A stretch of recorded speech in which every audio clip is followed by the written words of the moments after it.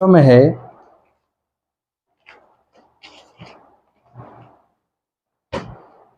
कहीं पे क्या होता है, बराबर का निशान होता है, उसके आगे संख्या होती है, पीछे संख्या होती है। तो बराबर के आगे वाली संख्या और पीछे वाली संख्या, उन संख्याओं को कैसे चेंज करना होता है, प्लस वाली संख्या किस में चेंज होती है, भाग चिन्ह वाली संख्या किस में चेंज होती है, माइनस वाली संख्या किस में चेंज होती है, गुणा वाली संख्या किस में चेंज होती है, उनके बारे में अपन चर्चा करेंगे। जैसे मान लो कहीं पे प्लस दे रखा है और यहाँ पर बराबर देगा, जब प्लस वाली संख्या इधर आ जाती है वो हो जाती है माइनस में, माइनस वाली संख्या इधर हो जाती है प्लस में। उसके बाद यदि बराबर के इधर भाग चिन्ह दे रखा हो तो भाग चिन्ह वाली संख्या हो जाती है गुणा में, और गुणा वाली संख्या चेंज हो जाती है भाग चिन्ह में। अब देखिए दोस्तों, यदि कहीं पर अपन को बटा वाली संख्या दे रखी और उनके बीच में यदि बराबर का साइन हो तो उन संख्याओं को कैसे हल किया जाता है वो देखना है। जैसे यहाँ पर दे दिया अपन को कहीं पे 1/2, 1/2 बराबर 3/2। ध्यान दीजिए दोस्तों, जब कहीं पर बराबर की संख्याओं के दोनों साइड में बटा की संख्या हो, यानी कि बटा की संख्याओं के बीच में यदि बराबर का निशान हो तो उन संख्याओं को हल करने के लिए उन दोनों संख्याओं का वज्र गुणा किया जाता है। उन दोनों संख्याओं का क्या किया जाता है? वज्र गुणन, वज्र गुणा। वज्र गुणा का मतलब होता है यानी कि ऊपर वाली संख्या को नीचे से गुणा करना है और उन नीचे वाली संख्या को ऊपर वाली संख्या से गुणा करना होता है। यानी कि जब दो बटाओं की संख्याओं के बीच में यदि बराबर का निशान दे रखा हो तो उन संख्याओं को वज्र गुणा, यानी ऊपर वाली संख्या को नीचे वाली संख्या से गुणा और नीचे वाली संख्या को ऊपर वाली संख्या से गुणा किया जाता है। दूसरा पॉइंट आता है, ये तो हो गया अपना पहला पॉइंट।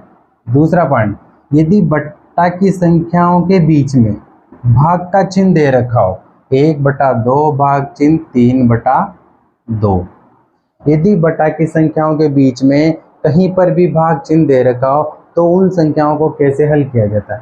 उसके लिए क्या किया जाता है, आगे बटा की संख्या है, पीछे बटा की संख्या है, तो आगे वाली जो बटा की संख्या है उस बटा की संख्या को ऐसा का ऐसा ही लिखा जाता है। भाग चिन्ह दे रखा है, बटा की संख्याओं के बीच में जहां कहीं भी भाग चिन्ह दे रखा उस भाग चिन्ह को क्या किया जाता है, अपन को भाग चिन्ह को हटा के अपन को गुणा का चिन्ह लगाया जाता है, मल्टीप्लाइकेशन का चिन्ह लगाया जाता है। तो भाग चिन्ह की जगह पर यहाँ पर क्या हो जाएगा, गुणा का चिन्ह।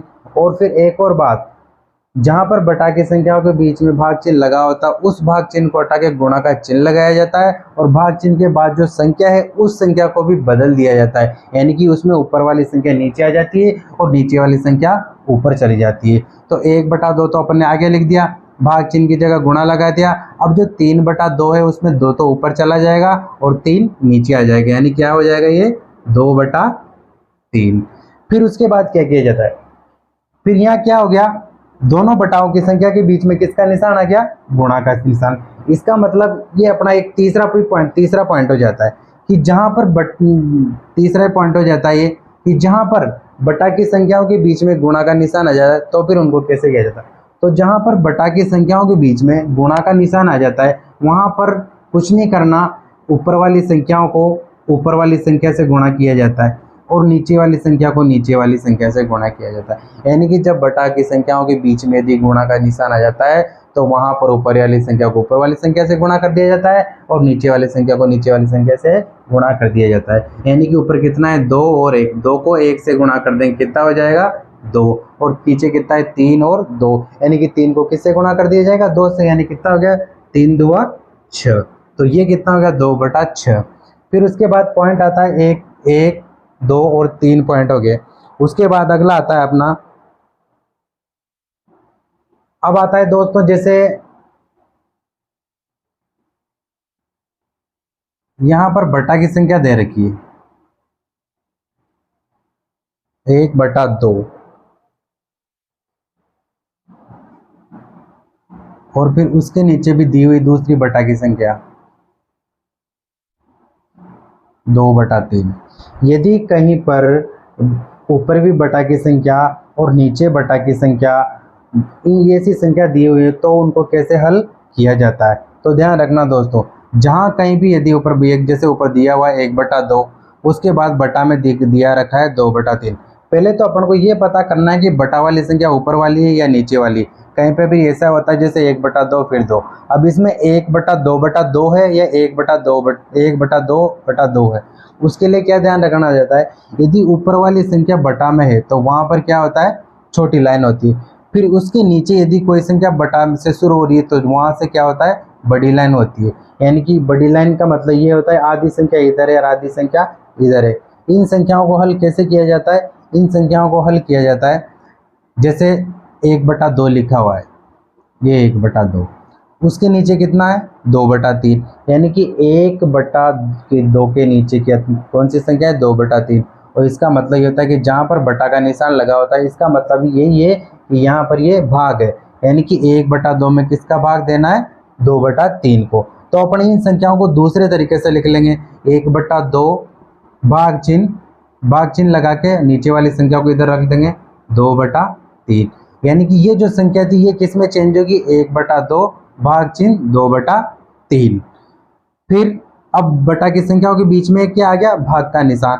फिर अपन को पता है कि जहाँ दो बटाओं की संख्या के बीच में भाग का निशान होता है उनको क्या किया जाता है, उनको भाग के निशान को तो हटा दिया जाता है और भाग के निशान की जगह पे लगा दिया जाए गुणा का चिन्ह। और जो भाग के पीछे जो दो बटा की संख्या रहती है उनको बदल दिया जाता है, मतलब नीचे वाली संख्या ऊपर कर दी जाती है, ऊपर वाली संख्या नीचे कर दी जाती है। तो यहाँ पर 3 तो ऊपर चला जाएगा और 2 किधर आ जाएगा, नीचे हो जाएगा। फिर यहाँ पर क्या हो गया दोस्तों, दो बटाओं की संख्याओं के बीच में वापस वही गुणा का चिन्ह आ गया। और जहां पर गुणा बटाओं की संख्याओं के बीच में गुणा का चिन्ह आ जाता है उनको कैसे किया जाता है, यानी कि ऊपर वाली संख्या ऊपर वाली से गुणा और नीचे वाली संख्या नीचे वाली से गुणा। तो यहाँ कितना होगा, 3 1 से गुणा हो जाएगा, कितना हो जाएगा 3, और 2 से इंटू हो जाएगा, कितना हो जाएगा 4। तो ये तो हो गए दोस्तों मेन पॉइंट जो अपन को ध्यान रखने पड़ेंगे, इनको गहराई से नोट करना पड़ेगा।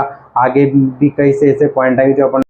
तो दोस्तों अब बारी है आज की छोटी मगर मोटी बात की। दोस्तों आज की छोटी मगर मोटी बात ये है कि जब हम पढ़ाई करते हैं तो कभी कभी क्या हमारा ध्यान नहीं लगता है, या हमारा ध्यान लगता है तो हम जो भी याद करते हैं वो अपन को याद नहीं रहता है।